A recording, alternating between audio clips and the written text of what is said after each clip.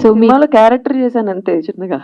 As a మామ్గా మీరు, because ఎవరైనా సరే మనం ఎలా స్టేజ్లో ఉన్నా మన పిల్లలు ఒక స్టేజ్లో ఉన్నారు అంటే నిజంగా హ్యాపీ మూమెంట్. అండ్ తనకి ఇది ఫస్ట్ మూవీ, సో మీ ఫీలింగ్ ఏంటి?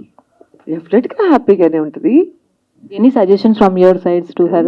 సజెషన్స్ అట్లా ఏమండి, ఈ జనరేషన్ పిల్లలు, ఈ జనరేషన్ వాళ్ళు ఎవరు సజెషన్స్ ఇస్తే తీసుకోరండి. సజెషన్స్ ఇవ్వకపోవడమే మంచి సజెషన్. అండ్ మీరు మామ్ అండ్ డాటర్ గా కాకుండా ఫ్రెండ్స్ గా ఉంటారు, so happy to see that. Thank you so much. అందరూ పేరెంట్స్ కూడా కిడ్స్ ని అలానే డీల్ చేస్తేనే వాళ్ళు కూడా మన మాట వింటారని నా అభిప్రాయం. థ్యాంక్ యూ అండి, all the best Amar. Thank you. Me cinema success కోసమని నేను స్పెషల్ పూజలు చేస్తారా? అప్పుడు అందరూ మీతోనే టైటిల్ రివీల్ చేయించుకుంటారేమో మూర్తి గారు. అదే కదా, సినిమాలు ఆడుతుంటే ఇండస్ట్రీ బాగుంటుంది, టెక్నీషియన్స్ ఉంటారు, ఆర్టిస్టుల లైఫ్ వస్తుంది, మన జర్నలిస్టులు అందరూ కూడా ఫీడ్బ్యాక్ ఉంటుంది, మంచిగా హ్యాపీగా ఉంటాం కదా అందరం. టోటల్గా ఇండస్ట్రీతో షేర్ అయి ఉన్నవాళ్ళం మేము కూడా. సో సురేఖ గారు చెప్పండి మూర్తి గారు. కెరీర్ పరంగా అప్ అండ్ డౌన్స్ అన్ని చూసేశారు. ఇప్పుడు కెరీర్ పరంగా అప్ అండ్ డౌన్స్ అన్ని చూశారు. ఫస్ట్ ఏమన్నారు? కెరీర్ పరంగా అప్ అండ్ డౌన్స్ అన్ని చూసేశారు. అవును. సో మీ అమ్మాయి హీరోయిన్ గా ఎంటర్ అయింది. ఓకే. సో మీరేం గైడెన్స్ ఇస్తే మనం పాటించాలి అవి కూడా చెప్పేశారు మీరు. అవును. సో మీరు ఎలా ఉంటే మీ అమ్మాయి బాగుంటుందని మీరు అనుకున్నారు ఈ సినిమాలోనా? ఈ సినిమాలో ఫర్దర్ గా క్యారెక్టర్ చేసే క్యారెక్టర్సా? డెఫినెట్ కెరీర్ బాగుండాలని కోరుకుంటాం, మంచి స్థాయిలో ఉండాలని కోరుకుంటాం. సక్సెస్ఫుల్ కెరీర్ వస్తే హ్యాపీగా ఫీల్ అవుతాం. అంటే ఏ ఉద్దేశం, అంటే ఎటువంటి క్యారెక్టర్స్ చేస్తే అమ్మాయికి లైఫ్ వస్తుంది? ఏ ఆర్టిస్ట్ అన్నాక ఏ క్యారెక్టర్ అన్నా చేయగలగాలి కదా మూర్తి గారు, అంతే. అది ఏదైనా తను చేయగలగాలి, ఆ సత్తా తనకు రావాలనుకుంటా, అంతే. సో ఆల్ ది బెస్ట్, మీ ఆలోచన మంచిదే. ఓకే,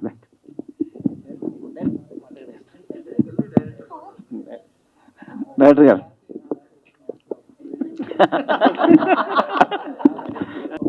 సురేఖవాణి గారు, హాయ్ మ్యామ్, చాలా రోజుల తర్వాత మిమ్మల్ని చూస్తాం, చాలా హ్యాపీగా ఉంది. Thank you. సో అంటే సినిమా గురించి కాదు, ఒక క్వశ్చన్ ఏంటంటే, సో బేసిక్గా మూవీలో చేస్తున్న చాలా మంది ఆర్టిస్టులు కానీ యాంకర్లు కానీ ఎవరైతే ఉన్నారో వాళ్ళకు ఒక సోషల్ లైఫ్ అనేది ఒకటి ఉంటుంది. సో వాళ్ళు బయటకి ఎక్కడికి వెళ్ళినా, వాళ్ళ ఫోటోలు అవి పెట్టినా, సో బయట జనాలు ఒక ఆడపిల్ల బట్టలలో వేసుకోవాలనేది కూడా కామెంట్స్ చేస్తున్నారు. మీరు కూడా ఫేస్ చేసి ఉంటారు కదా. సో ఏం చెప్తారు? సో బేసిక్గా అంటే మీ లైఫ్లోకి వచ్చేసి మీరు ఎలా ఉండాలి, మీరు ఎంతలో ఉండాలి అని కామెంట్ చేసే వాళ్ళకి మీరు ఏం చెప్తారు? సో బేసిక్ ఒక్కొక్కటి పర్సెప్షన్ ఒక్కొక్కలా ఉంటుందండి.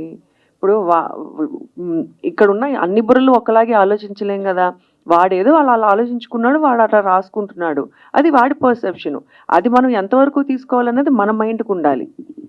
డెఫినెట్గా ఒకసారి చదువుకుంటే ఫస్ట్ ఒకసారి ఎప్పుడో చెప్పే ఇలాగే ఇదివరకు కామెంట్ చూస్తే మేమిద్దరము రియాక్ట్ అయ్యి దానికి కామెంట్ చేసి ఇట్లా చేసేవాళ్ళం. తర్వాత చూసి నవ్వుకోవడం స్టార్ట్ చేసాం. సో అసలు దాని తర్వాత మాట్లాడుకోవడం మానేసాం, అంతే. అంటే మీరు ఎప్పటి నుంచో ఇండస్ట్రీలో ఉన్నారు. సో ఒక ఆడపిల్ల ఇండస్ట్రీలో సర్వే అవ్వాలంటే చాలా కష్టాలు పడాలి, చాలా ఫేస్ చేయాలి. సో అలాంటిది మీ అమ్మాయిని హీరోయిన్గా చేయటం ఎంతవరకు అది రిస్క్ అనుకోవాలా, లేకపోతే మీకు ఆల్రెడీ సర్కిల్ ఉంది కాబట్టి ఒక వే అనేది? అంటే ఫస్ట్ ఆఫ్ ఆల్ బేసిక్గా మీరు అన్నట్టు ఆడపిల్ల సర్వైవ్ అవ్వాలంటే కష్టపడాలి అన్నారు కదా. భగవంతుడి దయ వల్ల నేను ఏ రోజు టీవీ ఇండస్ట్రీలో కానీ సినిమా ఇండస్ట్రీలోని కష్టపడలేదండి. Because I came from, I mean కొన్ని ప్రాబ్లమ్స్. అదే చెప్తున్నా. టీవీలో ఉన్నప్పుడు మా ఆయన డైరెక్టర్ కాబట్టి నేను చేసే ప్రోగ్రామ్స్కి I was queen there. And cinema నేను చేస్తున్నప్పుడు సినిమాకు కూడా నన్ను వరించి నేను సినిమాలోకి తీసుకున్నారు కాబట్టి నాకు ఆ రెస్పెక్ట్ ఎప్పుడు ఇచ్చారు. సో ఇప్పుడు జనరేషన్ అట్లా లేదండి, అందరూ ఎడ్యుకేటెడ్ అయిపోయారు, అందరూ హీరోయిన్స్, హీరోస్, డైరెక్టర్స్ అందరూ. సో ఎవరిని తక్కువగా ఎవరు చూడట్లేదు, అందరికీ ఆ రెస్పెక్ట్ ఇచ్చే చూస్తున్నారని నేను అనుకుంటున్నా. ఒకప్పుడు ఫీల్డ్ వేరేమో నాకు తెలియదు, కానీ ఇప్పుడైతే అట్లా లేదు. అమర్దీప్ గారు.